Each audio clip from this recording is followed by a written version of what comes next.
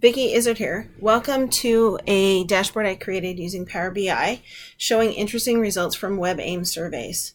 First off, WebAIM is a leading provider of web accessibility expertise that regularly conducts web accessibility surveys.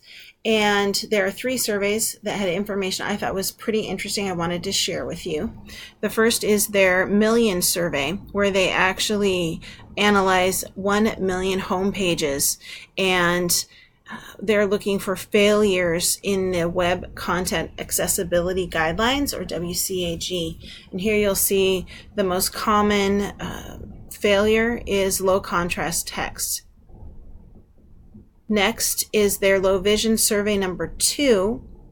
And something I found very interesting were respondents' answers to what types of visual impairment they have. If you actually click into the chart, it'll bring up the more detailed information, a little bit easier to see. And you can see here that visual acuity or clarity, sharpness of vision, so not being blurry is the most common issue that people have. Going back to the dashboard, the next is the most frequently used assistive technology, or AT.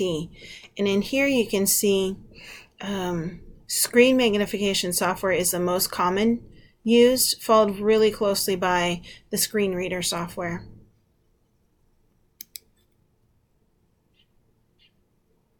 Also in that survey, I thought was really interesting, they had information about people saying if their low vision was related to their age. So that is, maybe the older they are, the less they can see well. And it turned out that the majority of respondents over 41, only 9.8% of those indicated that their vision or low vision was age related. So it's not just because you're older that you can't see your computer screen or your phone. The next survey I thought was interesting was regarding screen reader, and it was what they call the screen reader survey number 7. They asked respondents basically what out of these 2 topics thought would have more impact to improve web accessibility, and first and foremost, by a huge margin, was better or more accurate websites, 85.3%. While only 14.7% responded better assistive technology, or that AT we were looking at earlier. Also, I had found there was a listing in there of the countries that respondents were from, and not surprisingly so, 60% were from North America. If you scroll down, I actually also created a visualization map, which if we had longitude and latitude of people's responses, we could see a little bit more detail.